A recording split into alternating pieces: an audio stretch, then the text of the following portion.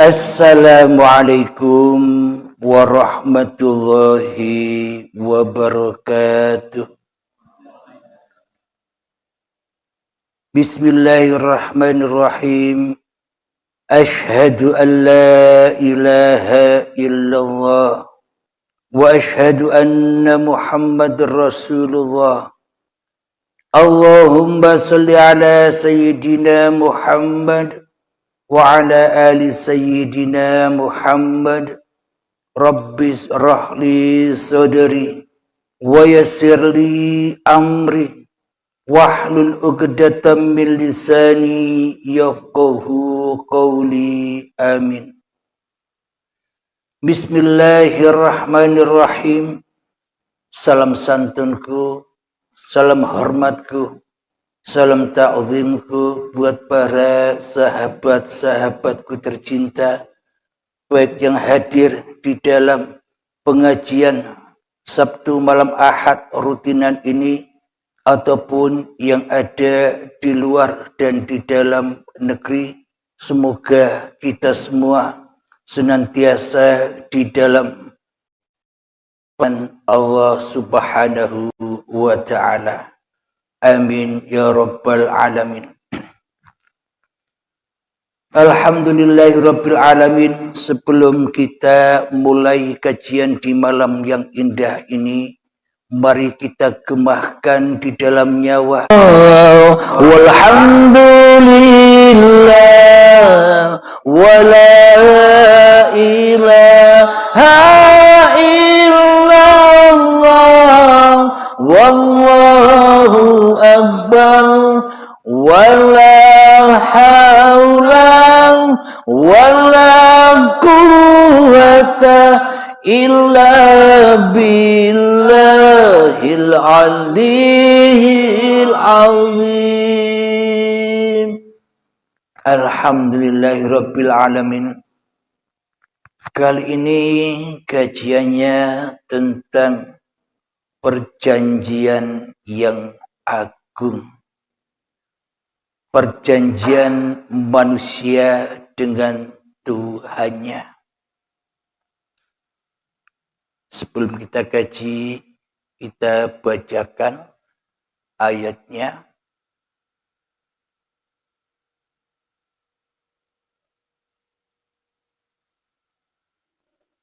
Di dalam surat Al-A'raf 172.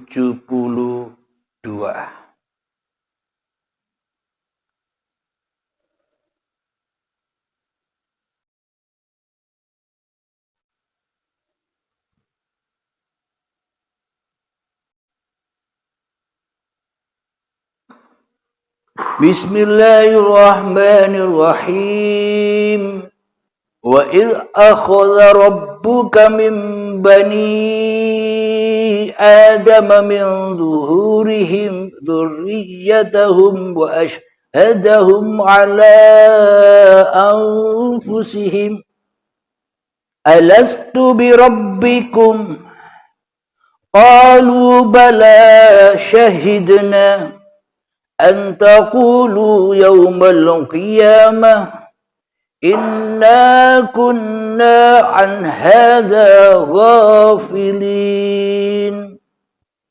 Yang artinya, dan ingatlah ketika Tuhanmu mengeluarkan dari sulbi tulang belakang anak cucu Adam keturunan mereka, dan Allah mengambil kesaksian terhadap roh mereka.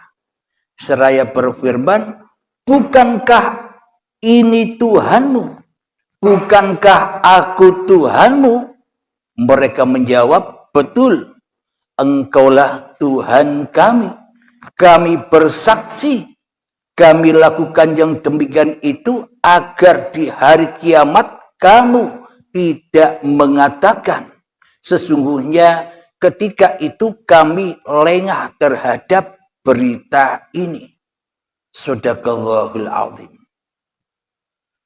Kebanyakan pemahaman kita selama ini seolah-olah kalimat alastu birabbikum qalu bala syahidna itu terjadinya ketika dulu kita belum ada di dunia ini.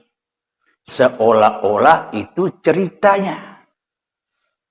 Akan tetapi sebenar-benarnya cerita itu ya saat ini.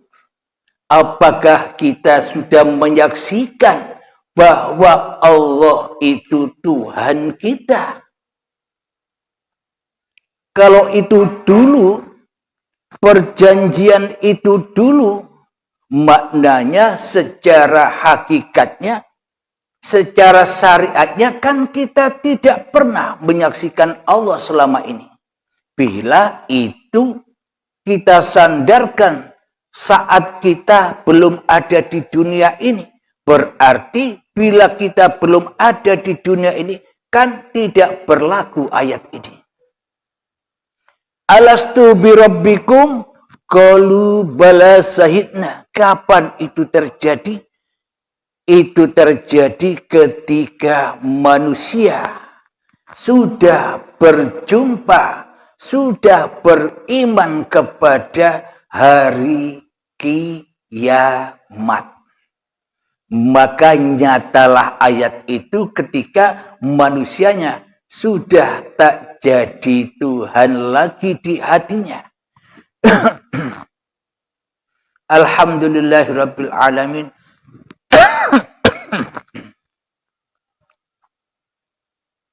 Kenapa kita selama ini tidak merasakan kasih sayangnya Allah?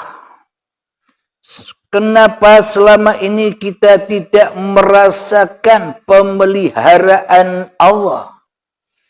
Kenapakah kita selama ini kita tidak merasakan kecukupan Allah terhadap diri kita? Karena selama ini kita belum menyaksikan Allah di dada kita. Karena yang jadi Allah, karena yang jadi Tuhan masih diri kita sendiri. Bagaimana mungkin kita bisa menyaksikan Sang Pencipta diri kita selama ini? Jadi ayat alastu birabbikum itu sebenarnya ketika kita sudah masuk Islamnya Allah. Ketika ya ayyuhalladzina amanu udkhulu fis-silmi kafah. Ketika sudah masuk di dalam kepasrahan manusianya, maka nyatalah alastu birabbikum, apakah aku ini Tuhanmu? Kata Allah, qalu bala syahidna. Benar, kami menyaksikanmu sebagai Tuhanku. Ini bila manusianya sudah ketemu dengan titik kemakrifatan manusianya terhadap diri manusianya sendiri. Ketika manusianya sudah makrifat, ketika manusianya sudah tahu siapa dirinya, yang mana diri manusia ini kebalikan dari sifat Tuhannya. Bila hanya Allah yang wujud, maka seharusnya manusianya harus tak wujud. Bila hanya Allah yang hidup, maka tempat hakikat manusianya ya mati. Baru itulah penyaksian itu. Itulah perjanjian yang agung di sisi Allah. Untuk membongkar ini semua, maka kita harus baca sejarah kita sendiri. Bukan kita membaca sejarah orang lain, tapi membaca Iqra' kitabak. Bacalah kitabmu, bacalah sejarah dirimu. Sejak dari tanah kita dihidupi, kita disayangi, kita dicukupi, kita dipelihara oleh Sang Pencipta sampai menjadi tumbuh-tumbuhan, sampai menjadi hasil dari tumbuhan, sehingga menjadi sperma, menjadi sel, menjadi gumpalan darah, gumpalan daging.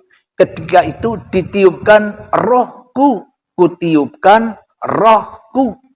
Maknanya roh itu bukan milik manusianya.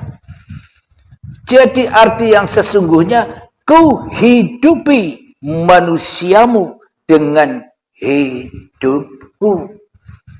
Inilah maknanya yang tersimpan, yang terkandung di dalam ayat itu. Karena bukan saat jadi gumpalan daging saja kita dihidupi. Sejak dari tanah cikal bakal badan ini ya dihidupi oleh Allah, disuapi makanan oleh Allah, disuapi minuman oleh Allah dengan cara Allah, bukan dengan cara manusia kita. Kenapa? Karena kita belum ada. Kita dalam proses penciptaan, kita masih di dalam alam yang gelap. Subhanalladzi asra bi'abdihi lailan. Maha suci Allah yang telah memperjalankan hambanya di waktu malam. Jadi malam bukan malam yang dohir ini. Malam itu maknanya ketika manusianya belum ada. Sampai menjadi bayi pun manusianya tetap dikasih sayangi oleh uripe Allah. Tapi kenapa ketika detik-detik akil tiba, manusia dilarang untuk mendekati pohon ini? Pohon khuldi, buah khuldi, pohon kayu, hayun. Kehidupan ini jangan kau akui hidup dan badan ini sebagai milikmu. Itulah yang dimaksud makan buah khuldi. Jadi iblis dan setan menggoda seluruh manusia, anak cucu Adam, supaya anak cucu Adam mendekati bahkan memakan pohon itu. Jadi sudah nasnya di dalam Al-Quran, kullu nafsin dha'iqatul maut, sesungguhnya yang bernyawa pasti mengalami kematian. Maknanya mati kesadarannya di dalam bertuhan. Alhamdulillahirabbil alamin. Bila kita belum tahu siapa diri kita, maka selamanya kita takkan pernah mengenali siapa Tuhan yang menghidupi diri kita. Alhamdulillahirabbil alamin. Perjanjian yang agung antara hamba dan Tuhannya. Kita diciptakan ke dunia ini hanyalah untuk haulahu linuriyahu min ayatina, supaya kita bisa membaca atau menyaksikan ayat-ayatnya Allah. Alhamdulillahirabbil alamin. Jadi rasakanlah ketika kita belum ada di dunia ini, rasakanlah, masuklah ke dalam diri kita lagi, masuklah ke alam bayi kita lagi ketika kita belum bisa mengakui bahwa hidup dan badan ini milik kita. Masuklah kepada janin, masuklah kepada gumpalan daging, masuklah ke dalam gumpalan darah, masuklah ke dalam sel sperma dan sel telur, masuklah ke dalam makanan-makanan sayuran, tumbuhan, buah-buahan, padi, dan masuklah kepada tanah kembali. Jadi makna syariat-syariat yang diperuntukkan buat kita supaya kita ingat asal usul kita. Supaya kita tidak jadi Tuhan lagi di dalam niatan niatan kita di dalam beraktivitas, apalagi di dalam sholat dan ibadah, yang mana di ujung kalimat niat ada kunci masuk kembali kepada lillahi ta'ala. Jadi bagaimana cara masuk kepada lillahi ta'ala? Ya kembalilah ke asal usulmu.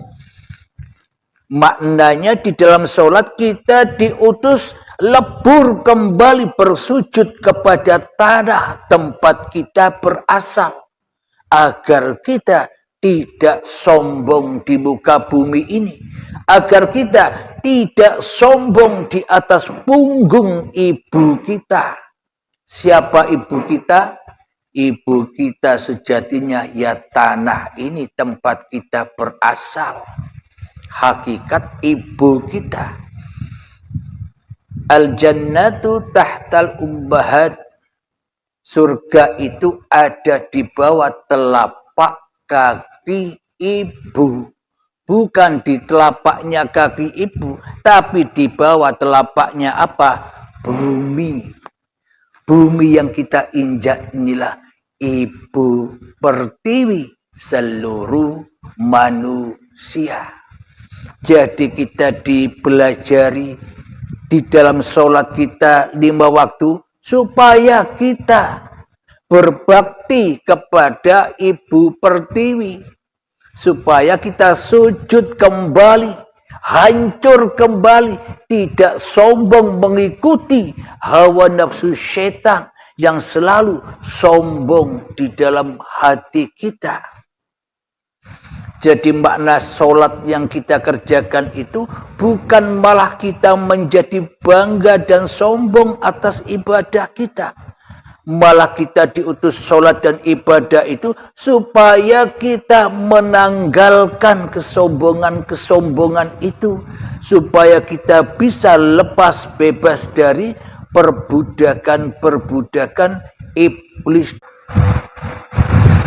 Jadi buah yang terlarang itu sejatinya apa? Menurut syariatnya ya buah-buah yang dohir itu.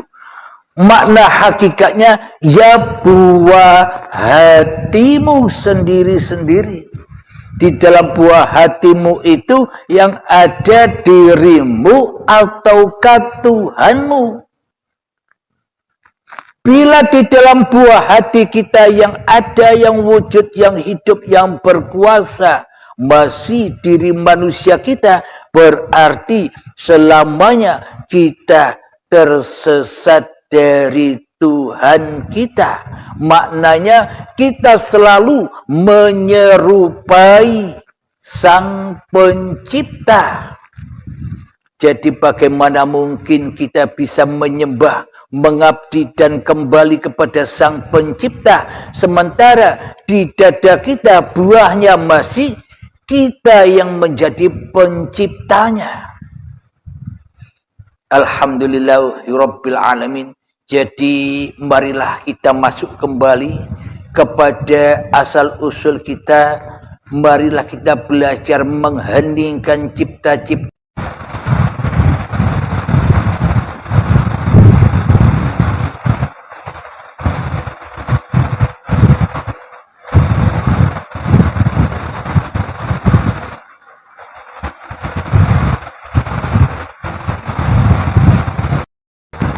Alhamdulillahirabbil alamin. Jadi PR kita hidup di dunia ini hanya untuk itu, memalamkan diri manusia kita sehingga terang benderang uripe Allah. Selama ini yang terang benderang di hati kita kan uripe manungsane. Hidup manusianya yang terang benderang di hati kita, sehingga gelaplah uripe Allah di hati kita. Ketika gelap uripe Allah di hati kita, ketika Allah masih gaib bagi kita, maka kita akan selalu berada di lembah ketakutan dan ketakutan. Di lembah azab dan siksa. Karena seolah-olah kita yang jadi pencipta atas diri kita sendiri. Kita lalai pada asal usul kita berada, yang sejatinya nanti pun kita akan dikembalikan kepada asal usul ketika datang syakaratul maut. Akankah kita menunggu syakaratul maut tiba dengan kita tidak memperhatikan apa yang sudah difirmankan? Berbaiat ya, enjoy saja, sudah dijaga, sudah diperjalankan. Beda dengan manusia yang masih menjaga Tuhan, beda dengan manusia yang masih merasa dirinya berjalan sendiri, merasa dirinya bisa beribadah sendiri, berzikir sendiri. Selamanya akan disiksa, diikat dengan hawa nafsunya sendiri. Alhamdulillahirabbil alamin. Jadi itulah perjanjian Tuhan dengan hambanya. Jadi kapan pertemuan perjanjian itu terjadi? Ketika manusianya sudah rela, sudah ridho mempersembahkan buah khuldi yang dimakannya, dipersembahkan kembali kepada asalnya. Hayyun, bahwa hidup ini bukan hidup yang manusia, akan tetapi urip ikilah uripe Allah. Jadi dengan uripe Allah muncullah sifat-sifatnya Allah, wujud muncul. Jadi awal dari segala awal, tanpa hidup maka tak akan ada pembahasan-pembahasan, tak akan ada cerita, tak akan ada gelar di alam semesta ini. Alhamdulillahirabbil alamin. Semoga saya dan semoga kita semua senantiasa memenuhi janji-janji kita. Kita di dunia ini membawa janji, membawa amanah. Hidup amanah, badan amanah, segala aktivitas amanah. Bagaimana amanah ini kita persembahkan lagi kepada yang punya amanah?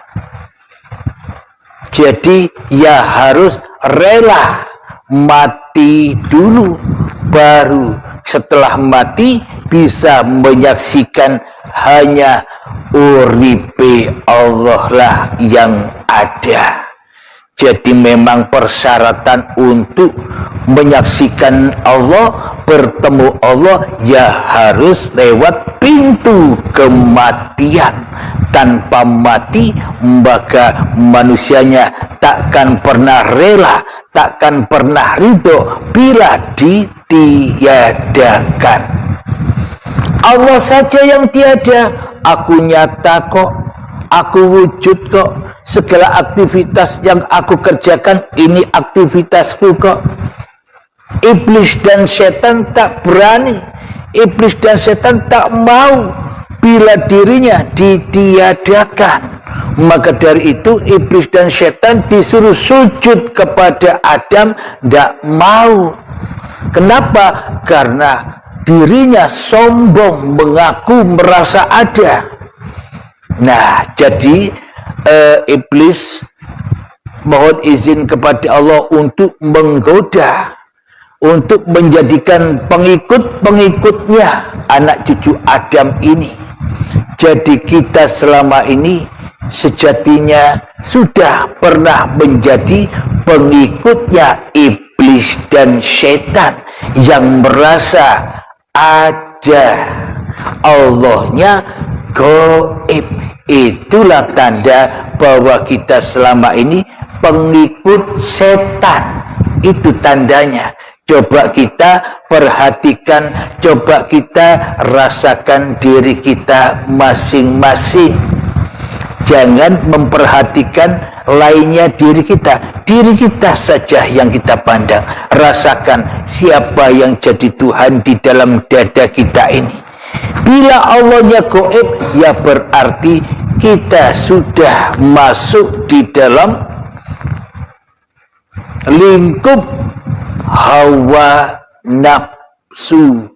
Jadi hawa nafsu itu bukan perkara-perkara pekerjaannya badan saja. Bila pekerjaan badan ini jelek, contohnya berjudi, berzina, mencuri, bukan itu saja hawa nafsu. Sholat, ibadah, berderma pun itu juga hawa nafsu. Bila yang berkuasa di dalam hatinya linapsi, kembali kepada diri manusianya, itulah hawa nafsu. Kebanyakan kita memahami tentang hawa nafsu hanya sekedar melihat casing-casingnya saja. Kalau orang yang sholat, kalau orang yang ibadah, bukan dikatakan hawa nafsu. Nah, jadi yang sebenar-benarnya yang dikatakan hawa nafsu itu adalah ketika diri manusiamu merasa wujud daripada wujud Tuhanmu di hatimu, itulah hawa nafsu. Jadi apapun yang kita kerjakan semuanya dusta belaka. Sholat ibadah kita sejak akil balik hingga setua ini hanya mengumpul-ngumpulkan racun-racun saja, hanya untuk menghina Tuhan saja. Kelihatannya ibadah di sisi manusia, tapi di sisi Allah penghinaan yang akbar. Itulah dosa yang tak bisa diampuni. Bagaimana mungkin Allah mengampuni hamba yang tidak menyembahnya? Bagaimana mungkin Allah menerima sholat hamba yang tidak mengabdi kepada Tuhannya, melainkan mengabdi kepada hawa nafsunya sendiri? Nah, nilai-nilai itu bisa kita rasakan dan bisa kita tahu saat ini. Jangan tunggu besok. Sekarang semuanya sudah nyata. Timbanglah diri kita. Kita bisa nimbang-nimbang diri kita sendiri. Maka kalau musuh-musuh itu sudah nyata di dalam hati kita, maka kita bisa memeranginya, bisa mengusirnya, bisa membantahnya. Tapi kita bila kita tidak tahu siapa musuhnya, yang ternyata diri kita sendirilah musuh yang selalu membayang-bayangi perjalanan kita kepada Tuhan kita, maka kita takkan pernah sampai ke jalan fisabilillah.